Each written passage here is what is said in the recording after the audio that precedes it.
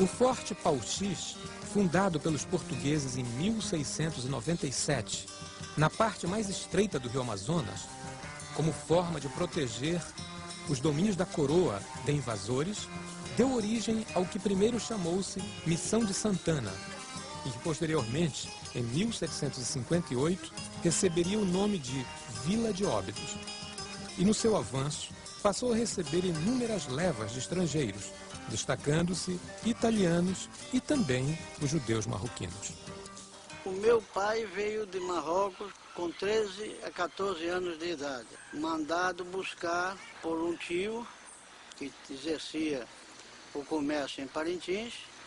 Foi-lhe concedido uma canoa com 4 homens e eles vieram visitando todos esses municípios entre Parintins e chegou em Óbidos. Meu pai se agradou e aqui ficou, morando no Trapiche. Não tinha recursos e também não tinha nem sequer conhecimento.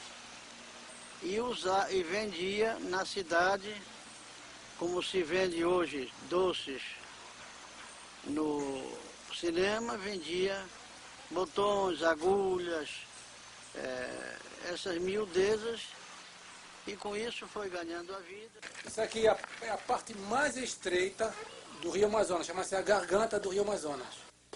92 metros de profundidade por 1.600 metros de largura e corre uma velocidade de 6 milhas por hora o Rio Amazonas aqui. Por isso que chamam de garganta do Amazonas. Tudo o Rio Amazonas passa obrigatoriamente por Óbidos. Então automaticamente ele é o mais fundo, a região mais funda do rio é aqui. Em 1965 eu estive aqui no norte, onde conheci uma senhora chamada Mary Amoy.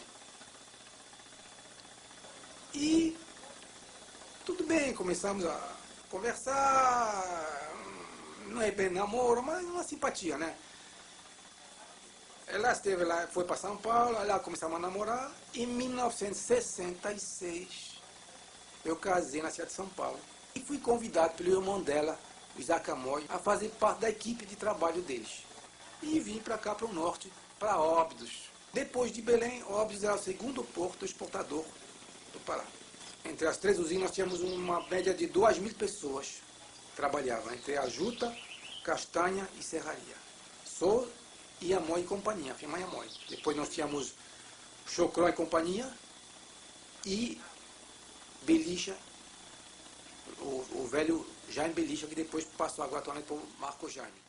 A Rua da Beira era a rua mais importante de Óbidos. E ela era inicialmente quase que só portugueses e italianos. Posteriormente que entraram os judeus com grandes dificuldades. Aqui na frente tinha um campo em que os italianos jogavam um jogo que até hoje praticam muito na Itália, e os judeus eram sempre convidados para os festejos dos vencedores. E aos domingos recebiam sempre como presente uma macarronada feita pela matriarca das famílias italianas. Este prédio aqui, onde foi a loja do meu pai durante 60 anos, aqui se vendia calçado, se vendia tecido, se vendia relógio, perfume fino, e meu pai ficou aqui a vida toda. Lá, aquele prédio que é Iudice hoje, lá residia a família Aldai. Posteriormente foi vendida, essa família foi embora de Óbidos. Muitos anos depois veio para cá o senhor Davi Razan. Nesta casa um fato interessante que eu presenciei quando criança. O meu pai foi chamado 11 horas da noite para ir dizer a Shema.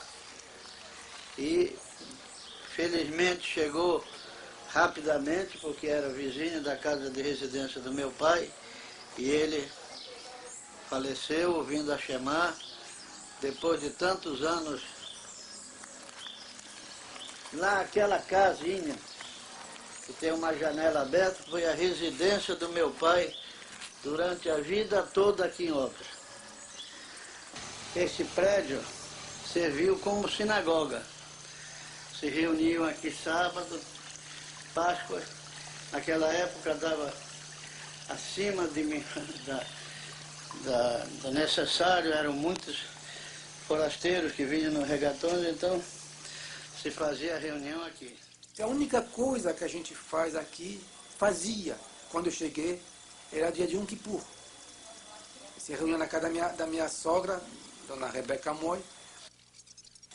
Minha mãe veio da Alexandria para a cidade de Prainha. O pessoal que vivia em Prainha eram pessoas muito atrasadas naquela época e se admiravam muito dela.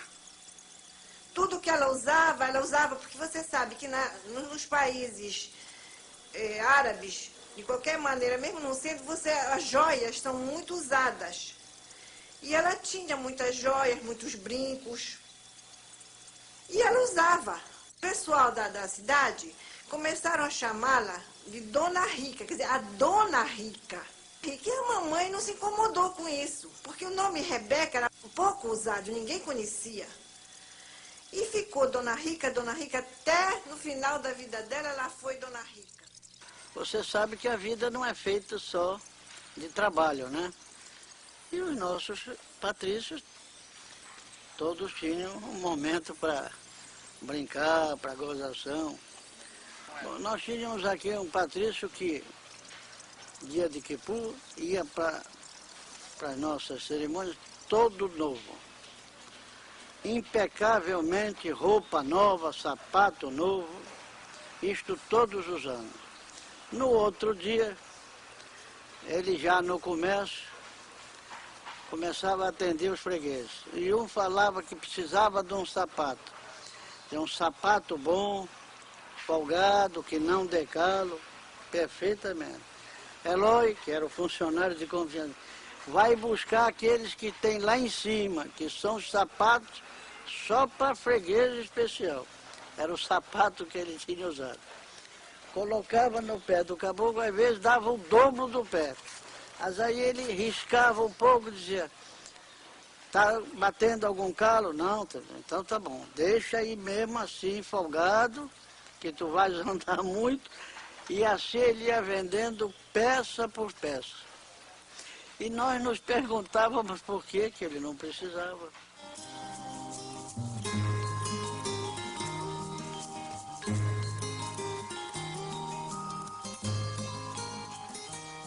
E que os judeus da Amazônia sejam sempre lembrados por outros judeus com respeito pelo seu comportamento, pela sua honradez e pela sua fé.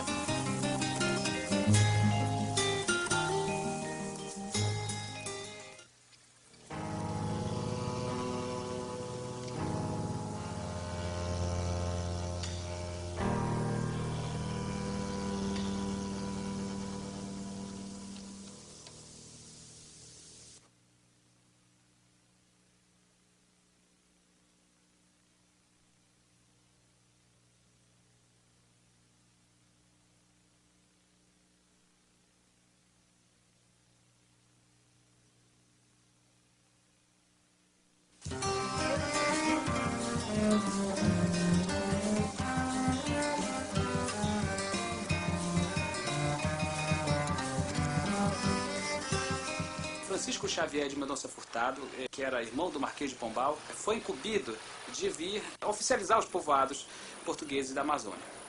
Então, na época, criou Barcelos, que transformou-se na primeira capital do Amazonas. Depois, Borba, a vila de Borba, que hoje é cidade. E a terceira vila foi Vila de Serpa, que é hoje Itacoatiara. Desde a fundação do município, em 25 de abril de 1874, vários administradores já passaram, né, pelo Poder Executivo Municipal. Hoje é o cargo de prefeito, né? E o primeiro foi Isaac Pérez, um judeu abastado comerciante do município. Foi um prefeito assim, que marcou na história da cidade, porque os melhoramentos, as obras públicas mais significativas no aspecto urbano foram feitos por ele, né? Então trouxe primeiro médico, trouxe energia para Itacoatiara, ele fez um novo plano para a cidade, em que alargou as ruas, inclusive criou a avenida principal da cidade, a Avenida Parque. E o Isaac notou que a igreja nunca terminava, então ele fez um pedido, um ofício ao governador da época, pedindo recursos, e ele, com recursos próprios também da prefeitura, destacou uma receita para o término da igreja. Colaborou muito para o engrandecimento da religião judaica no município, mas também para a religião católica. E de certo que, junto a Isaac Pérez, também veio é uma grande colônia judaica para Itacoatiara, né? Eles ocuparam principalmente o bairro da Colônia. Meu nome completo é Sime